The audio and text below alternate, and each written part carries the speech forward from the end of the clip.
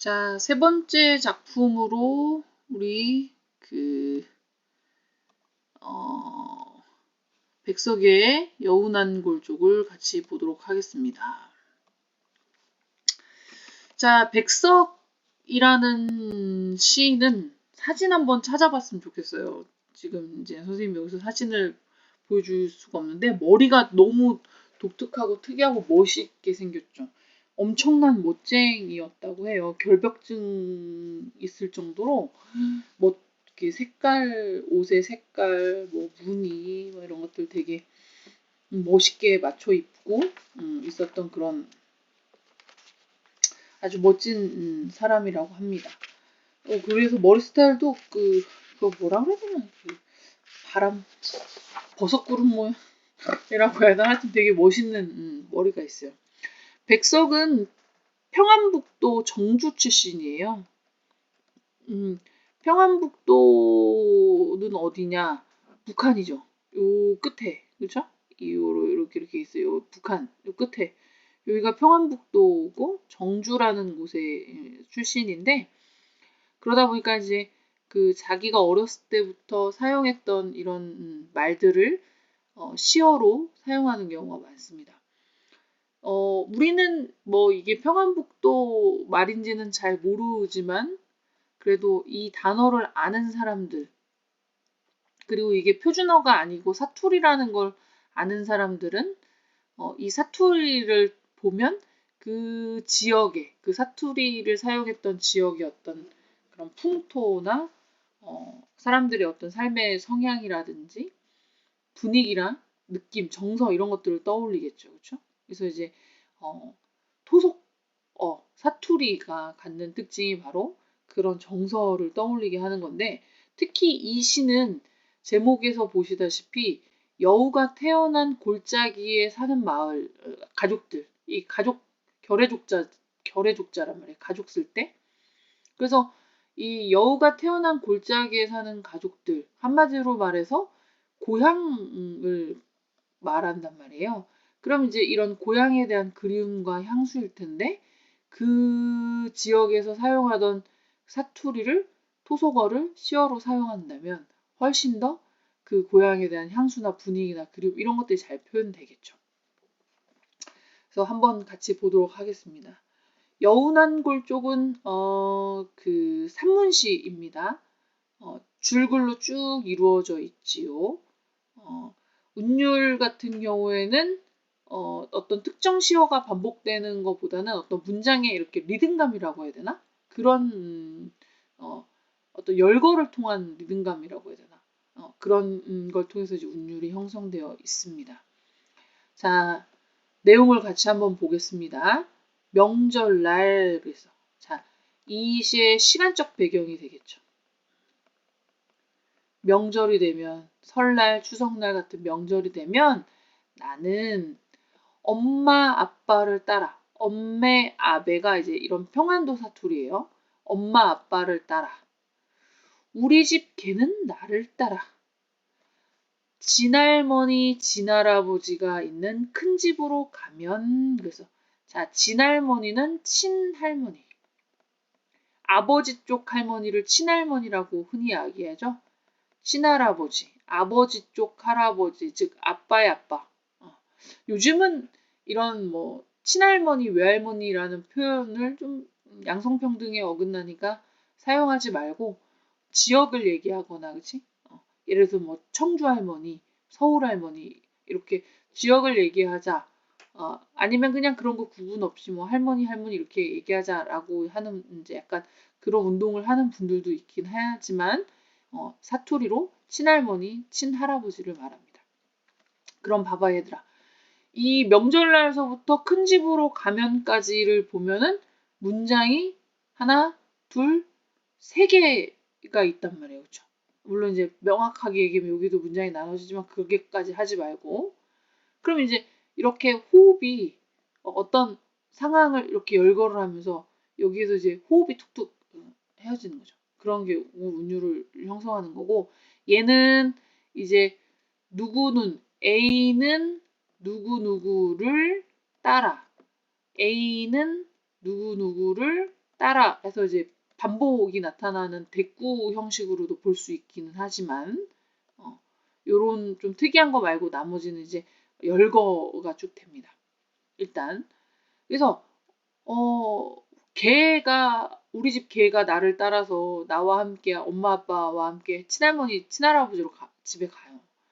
그럼 이제 상상을 해보자면 이때 이 나는 어른보다는 약간 어린 아이 쪽에 있죠. 강아지가 쫄래쫄래 쫓아가고 나는 엄마 아빠를 따라서 이렇게 쫄래쫄래 쫓아가는 그 그림을 생각해 본다면, 그러니까 아마도 이제 그래서 어린 시절에 그 명절날 큰 집에 간 것 같아요, 그렇죠? 그렇게 가면 큰 집 가면 가족들을 만나겠죠. 식구들, 저 친척들. 다른 말로 친지라고도 하는데, 그치? 네. 친척들을 만나겠죠. 그 중에 이제 첫 번째 누구냐?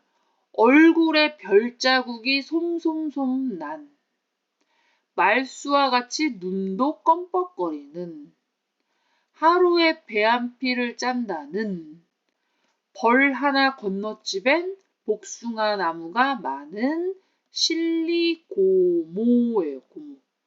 고모는 평안도 사투리로 고모예요, 고모. 아버지의 누이를 고모라고 하잖아요, 그렇죠? 아버지의 누나나 여동생을. 그럼 이 앞에 표현들은 뭐냐면 하나씩 하나씩 열거가 되면서 실리고모의 모습을 묘사하고 있는 거죠. 그리고 이렇게 하나 열거될 때 이거가 이제 운율을 내재하는 거예요. 뭔가 리듬감이 있잖아요. 그렇죠? 네. 그럼 이제 이게 뭐냐? 얼굴에 별자국은 얼굴에 이렇게 자국이 이렇게 있는 거니까 곰보, 흔히 말해서 이제 곰보빵이라서 구멍 뻥뻥뻥뻥 뚫리는 거잖아요. 옛날에는 그 천연두를 잘못 앓고 나면 얼굴에 이렇게 열딱지가 피었다가 그게 떨어지면서 이렇게 흉터가 생겨요. 여드름 잘못 건드렸다가 이렇게 골마 터지면 여드름 흉터 생기는 거랑 비슷하거든요. 그래서 그런 별자국을 말해요. 그러니까 얼굴에는 별자국이 그런 곰보 자국이 솜솜솜솜이 여기저기 나와 있는, 말수와 같이 눈도 껌뻑거리는, 눈을 껌뻑거리면서 말을 하는 거야. 말수처럼 눈도 껌뻑껌뻑거리는. 한마디로 해서 말도 느리고, 그죠? 어눌하고, 말도 이렇게, 이렇게, 그렇지? 말수와 같이 눈도 껌뻑거리는. 근데 하루에 배 한 피를 짠다는, 아유, 되게 부지런하신가 봐요. 배 한 필, 옷 하나 만든다는 뜻이거든요. 쉽게 얘기하면. 옷감 짜는 거니까. 하루에 그렇게 옷을 또 한 번씩 만들 정도의 그런 옷감을 짜고, 벌은 들판이에요.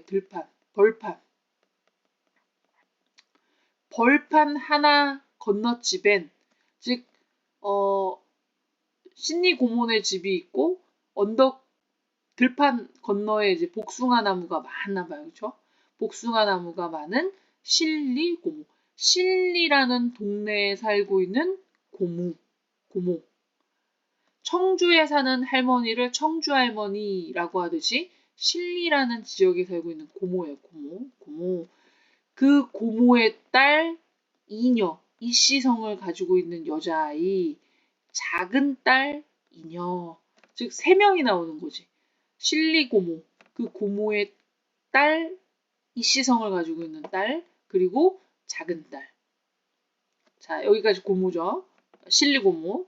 자, 16에 40이 넘는 호라비의 후처가 된, 뽀조족하니 성이 잘 나는, 살빛이 메감탄 같은, 입술과 젖꼭지는 더 까만, 예수장이 마을 가까이 사는 토산고모, 이 말이에요.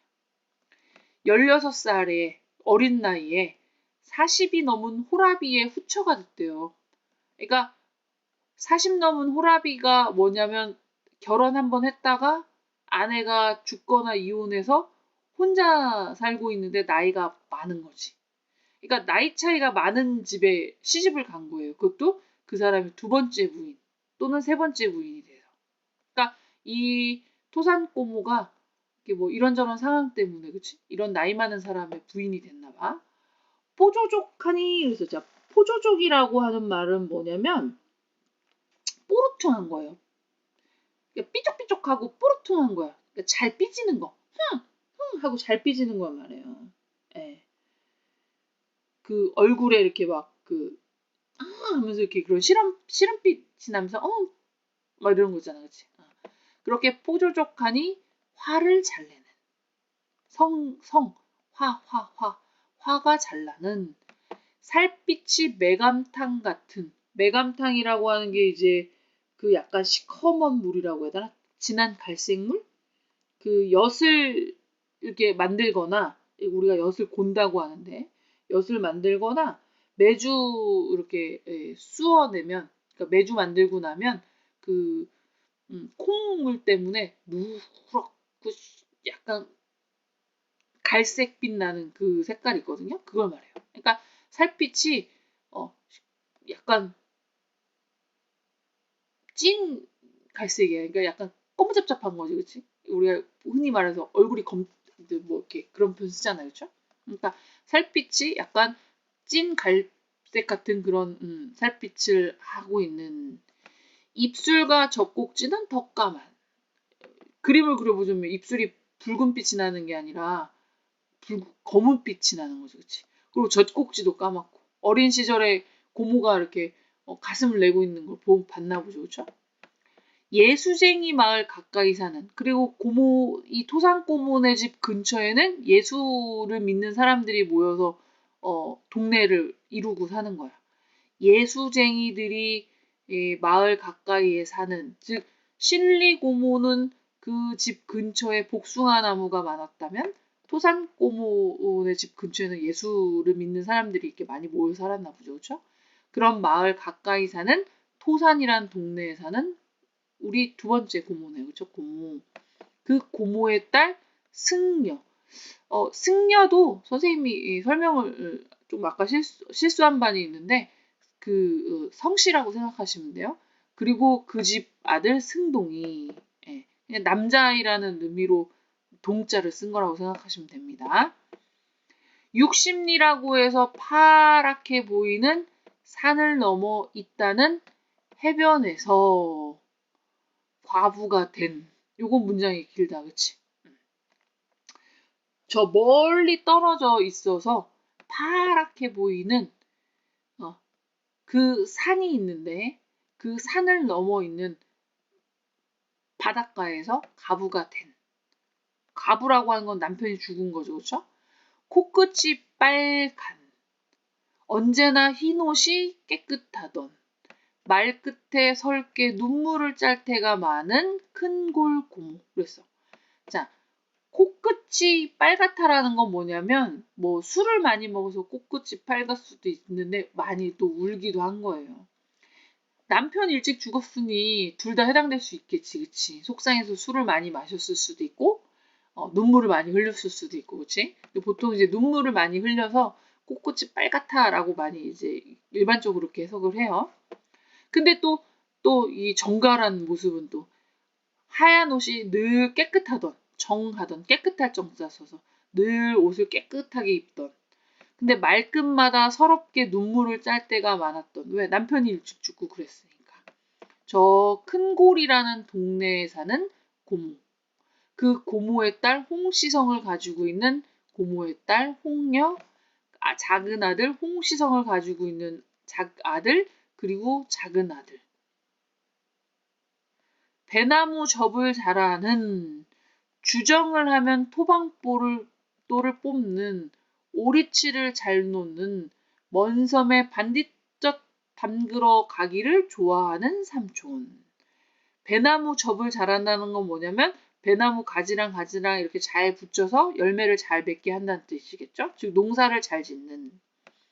술을 마시고 술주정을 하면 승질이 나서 그 힘이 센데 그걸 해서 한옥에 보면 이렇게 그 마루가 있고 마루 밑에다가 신발 벗어놓는 돌이 있거든요. 이 돌이 토방돌인데 그거를 뽑아버리는. 즉 술 먹으면 힘 자랑하느냐고 막 이런 걸 뽑아버리면서 이제 막 승질내고 막 개차반 부리나 보죠. 그런 걸 뽑는. 오리치를 잘 놓는 오리치라고 하는 게 뭐냐면요. 올감이에요. 그 산 같은데 이런데 왜 저기 산짐승 잡으려고 두는 이렇게 생긴 올가미 있죠? 올가미를 잘 놓는 저 먼 섬으로 그러니까 젓갈 담그러 가는 걸 좋아하는 삼촌. 그 삼촌의 엄마, 그리고 사촌 누이, 즉 삼촌의 딸이겠죠, 그렇죠? 그리고 사촌 동생들, 그 삼촌의 아들들이나 뭐 그 자기보다 어린 그 동생들을 가리키는 것 같아요. 그러면 봐.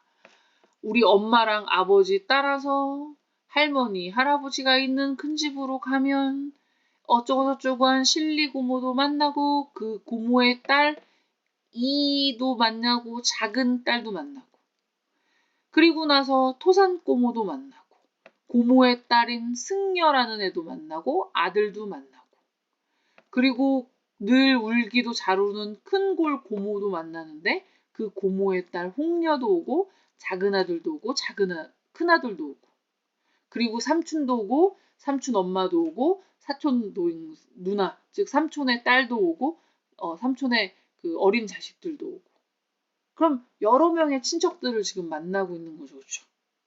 자, 그런데 이 여기까지는 그러니까 큰 집에 가면 만나는 친척들의 모습이죠. 그렇죠? 친척의 모습. 되게 많은 사람들이 쭉 소개되지, 그치? 그리고 그 대표적인 사람들의 특징들을 앞에 쭉 나열을 하죠. 나열을 하죠. 그렇죠? 열거. 그로 인해서 뭐뭐하는 선생님 이렇게 읽었잖아요. 그렇죠? 그러면서 이제 리듬감이 자연스럽게 느껴지는 거야. 운율이. 그리고 이런 가족들의 모습을 제시할 때 가장 많이 사용하는 이미지가 시각적 이미지를 사용하고 있죠. 그렇죠? 얼굴에 손자국이 났다.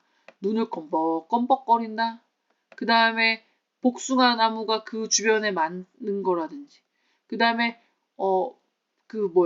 살빛이 메감탕같이 검고 입술과 젖꼭지가 더 검하고 그 다음에 또 어딨어? 그 코끝이 빨개지는 거 하얀 옷이 깨끗한 거 눈물을 짜는 모습 이런 거 다 그죠? 그 다음에 토반보를 뽑는 모습이라든지 이런 것들은 대부분 시각적 이미지와 관련되겠죠. 그러니까 이미 뭐 이렇게 시각, 청각, 후각으로 나누기 애매한 것들도 많기는 하지만 시각적 이미지를 주로 많이 사용하고 있죠. 그렇죠? 이 그득기들 자, 이 그득기들이라는 게 뭐냐면 가득가득이라는 뜻이에요. 가득가득. 이렇게 가득가득 할머니, 할아버지가 있는 안방. 안간이라고 하는 건 평안도 사투리로 안방을 말합니다. 이 안방 애들 모여서 방 안에서는 새옷의 냄새가 나고 얘는 후각이죠? 그러니까 이런 가족들이 많이 모여 있으면 명절이라고 새 옷을 맞춰 입고 왔을 거 아니에요. 사서 입고 왔을 거 아니에요. 그렇죠? 그럼 거기에서 그 나는 냄새. 그런 새 옷의 냄새가 나고 또 인절미, 송기떡, 콩가루 찰떡 음식이죠. 그런 냄새도 나고 후각이네 그치 얘도? 끼니 때마다 먹는 매 끼 때마다 먹는 아침, 점심, 저녁 같은 그런 매 끼 때마다 먹는 두부와 콩나물과 볶은 잔대, 나물 이름이에요. 잔대나물이라는 게 있어요. 그걸 볶은 거야. 볶은 잔대와 고사리와 도야지 비계. 도야지 비계는 뭐냐면 돼지 비계예요. 돼지 비계. 선생님 돼지 비계를 왜 먹어요? 한마디 이거 뭐냐면 보쌈에 먹는 그 고기 같은 거 있잖아요. 그거 말하는 거예요. 옛날에 돼지 머릿고기라고 그래갖고 돼지 잡고 나면 머리 부분을 이렇게 꾹 눌러갖고 이렇게 그 비계랑 살을 촘촘하게 이렇게 붙게 해요. 그리고 이제 얘를 잘라. 아주 이렇게 세밀하게 자르면 얘 자른 다음에 살짝 얼려. 그럼 얘가 아주 쫀득쫀득하게 굉장히 맛있어요. 보쌈이랑은 또 다른 맛이야. 그 머릿고기라고 하는데 그런 그 도야지 돼지 비계고 뭐 그런 것들은 모두 선듯선듯이란 말은 차가운 그 느낌 촉각으로 느끼는 그 차가운 느낌과 관련된 의태어라고 할 수 있어요. 차가운 그 느낌을 주는 찬 것들이다. 자, 즉 뭐냐면 명절이 돼서 큰 집에 가면 이런 우리 친척들을 만나고 그 친척들이 입고 온 옷에서 나는 그 냄새도 맡을 수 있고 맛있는 음식 냄새도 맡고 그리고 이렇게 맛있는 그런 음식들을 보게 되는데 이제 음식이 상하지 않게 밖에 꺼내놓고 하다 보니까 차갑기도 하고 그치? 그런 느낌이겠지 그치? 얘는 촉각이랑 관련되는 거겠지 촉각. 그럼 봐라. 시각과 후각과 촉각을 이용해서 명절이 되면 모이는 식구들. 그 식구들한테 나던 옷 냄새. 그리고 그들과 함께 나누어 먹던 맛있는 음식들을 소개하고 있는 거죠. 그죠? 하나하나 계속 다 열거를 하면서 소개하고 있는 거죠. 그치? 자. 그리고 나서 저녁술을 놓은, 그래서 자, 저녁술이라고 하는 건 뭐냐면, 저녁을 먹는 숟가락을 말해요. 한마디로 봐서 저녁을 먹고 나서 이 말이지. 자, 명절이 됐어요. 엄마 아빠 따라서 강아지랑 같이 할머니 집에 왔어요. 식구들이 한 명씩 나타나겠죠? 그래서 그득해질 정도로 안방이. 그리고 나서 그 식구들과 저녁을 먹어요. 그죠? 네. 그리고 그렇게 저녁을 먹은 아이들은 외양간 옆 밤마당에 달린 대나무 동산에서 쥐잡이를 하고 쥐를 잡으면서 노는 거야. 숨굴막질. 선생님도 숨굴막질이 뭔지는 잘 모르겠는데 평안도 사투리로 숨바꼭질이래요. 그러니까 우리 왜 꼭꼭 숨어라 머리카락 보일라 오징어 게임. 그 숨굴막질, 그 숨바꼭질 같은 걸 말하겠지. 그걸 또 하고 꼬리 잡기. 왜 이렇게 여러 명이서 이렇게 한 편 먹고 여러 명이서 이렇게 한 편 먹어서 요 꼬리 해서 빙글빙글 돌면서 꼬리 잡는 거 있잖아요. 그것 하고 가마 타고 시집 가는 흉내 내고 말 타고 장가 나가는 흉내 내고 한마디로 해서 여러 가지 재밌는 장난들을 하면서 이렇게 밤이 어둡도록 시끌시끌하게 놓다 이거야. 모여서. 자, 명절이 됐어요. 가족들이 하나하나 모여요. 그리고 맛있는 음식을 해 먹어요. 그렇게 해서 저녁을 먹고 나면 신나게 놀아요. 그러다가 밤이 돼요. 밤이 깊어가는 집안의 엄마들은 엄마들끼리. 아르간이라고 하는 게 뭐냐면, 웃간이라고 해야 되나? 옛날에는 이렇게 온돌이 있으면 요다 이렇게 해갖고 어, 나무로 뗐잖아요. 그러면 여기 가까운 데는 따뜻해. 여기는 좀 차갑지. 고깃집이라고 생각하시면 돼요. 그런 한쪽에서 웃고 이야기하고 아이들은 아이들끼리 윗간 한 방을 잡고 조화질하고 조화질이라는 것도 놀이 중에 하나인데 공기놀이래요. 공기. 이렇게 손을 모았다가 폈다 하는 거 이제 그런 공기놀이 조화질하고 쌈방이 굴리고 쌈방이는 오늘로 얘기하면은 저기 주사위 놀이 하는 거 주사위 놀이. 바릿개 돌림하고 바릿개 돌림이라는 게 이제 밥그릇을 굴리면서 노는 거래요. 어떻게 밥그릇을 굴리면서 노는 건 잘 모르겠는데 뭔가 이렇게 여러 명 중에 한 명 딱 찍어갖고 이렇게 꿀밤을 때리거나 그럴 놀인 것 같죠, 그렇죠? 호박대기가 뭐냐면 앞 사람을 잡고 있으면 술래가 한 사람씩 떼어놓는 놀이래. 호박을 이렇게 떼서 하듯이 이렇게 둥근 호박에서 부분 이렇게 손으로 떼어내듯이 애들끼리 뭉쳐져 있으면 한 명씩 이렇게 떼어내는 놀인가 보죠, 그렇죠? 제비손 구이손이 하고 제비손 구이손이라는 건 이렇게 마주보고 앉은 애들끼리 이거 다리예요. 자, 얘 이렇게 해서 이렇게 사이사이로 집어넣는 거죠. 그럼 여기 또 있는 애가 이렇게 사이사이로 집어넣고 여기 있는 애가 사이사이 집어넣어서 내 다리 짝다리 하면서 이제 손으로 이렇게 짚어가면서 노래를 불러서 그 노래가 딱 끝나면 그 마지막으로 짚는 애가 이제 다리를 하는 거야. 그럼 두 다리를 다 잃어버리면 걔는 아웃. 그래서 가장 최후로 남는 사람이 이기는 게임. 그걸 이제 제비손 구손이 이래요. 이제 평안도 사투리로 그렇게 부르나 보죠. 그렇죠? 아랫목 싸움, 자리 싸움을 하며 아랫목이 따뜻하니까 그런 싸움을 하며 히득거리다가 실컷 키키키키 웃다가 이건 청각이겠네, 그치? 웃다가 잠이 든다. 그러니까 자 명절이 됐어요. 식구들이 모여요. 맛있는 음식을 먹어요. 그 저녁을 먹고 모여서 이런저런 놀이를 하다가 시간이 밤이 늦어 가요. 그리고 나서 밤늦도록 놀아요. 엄마는 엄마들끼리, 어른들은 어른들끼리. 아 여긴 안 나왔지만 아버지들은 어디서 모여서 술 마시고 있겠지. 근데 고모 거의 삼촌 말고 다 고모들이 많이 왔으니까 아무래도 이제 여자들이 많이 모였으니까 여자들 얘기하는 것 같아요. 그리고 애들은 애들끼리 모여서 노는 거지.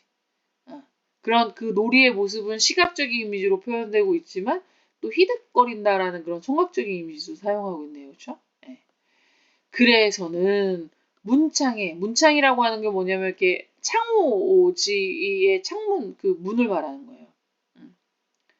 한마디로 말해서 창문에 턱납새의 그림자가 치는 아침 그랬어. 턱납새가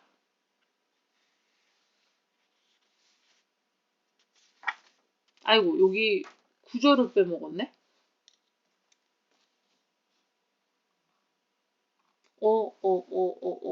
아이고 여기 구절을 빼먹었다. 이런. 자 여기에 무슨 내용이 빠졌냐면 자 요 빠진 내용은 여기 제비손구이하고 선생님이 빼놓고 설명한 거네. 그러니까 미안 깜짝 놀래라. 자 제비소인구이하고 이렇게 화대의 사기방등의 심지를 몇 번이나 돋구고 이게 뭐냐면 화대의 어딘가 이렇게 대가 있고 그 위에 사기로 만든 이런 등이 있는 거예요. 그 등에 시계면 초라고 생각하시면 돼요. 이렇게 사기로 되어 있는 그런 그릇에다가 이렇게 초를 담아서 불을 피우고 있는 거죠. 호롱불 생각하시면 돼요. 호롱불. 그 옛날 드라마에 나오는 그 등에 심지를 몇 번이나 돋웠다는 건 뭐냐면 얘가 심지가 시간이 지나면 탈 거 아니에요. 그렇죠? 불을 켜놨으니까. 그러면 쭉 다 타고 없어지면 불이 꺼질 거 아니야. 그냥 꺼지지 않게 심지를 계속 빼는 거야. 밑에서. 한마디로 말해서 시간이 흐른 거야. 시간이. 화대의 사기로 만든 등에 있는 심지를 몇 번이나 이렇게 뽑아 올렸다는 건 시간이 계속 흐른 거야. 홍게닭이 울 때까지. 홍게닭은 새벽에 오는 닭이래요. 그 닭이 울 때까지. 졸음이 오면 아랫목 싸움, 자리 싸움을 하면서 히덕거리다가 잠이 든다는 거죠. 네. 그래서는 그러다가 문창에 아까 말한 그 창에 턱납새 그림자가 치는 아침. 턱납새는 뭐냐면 이렇게 한옥집이면 이게 처마가 있죠. 요 끝을 말해요. 요 끝 턱납새. 요게 이제 그림자가 해가 떠서 이렇게 비치면 요게 그림자가 이렇게 창문에 이렇게 또는 이렇게 문에 이렇게 창호지에 이렇게 비친다는 거죠. 그렇죠? 그래서 턱납새의 그림자가 비치는 아침 시누이 동서들이 즉 며느리들 그다음에 그 집 딸들 이런 사람들이 시끌시끌 욱적하니 흥성거리는 모여서 이렇게 막 신나서 막 이렇게 소리도 내고 하는 그런 흥성거리는 부엌으로 샘문 틈으로 장시문 틈으로 무의징객국을 끓이는 맛있는 냄새가 올라오도록 잔다. 냄새가 올라온다라는 건 냄새가 맡아진다는 뜻이에요. 공감각적 심상 그런 게 아니라 냄새가 맡아진다는 뜻이에요. 냄새가 맡아진다. 냄새가 스물스물 올라온다고 표현하잖아요. 그렇죠? 네. 냄새가 맡아지는 그 냄새가 나도록 그때까지 잠을 잔다 이 말이에요. 자, 그럼 생각해봐 얘들아. 명절이 됐어.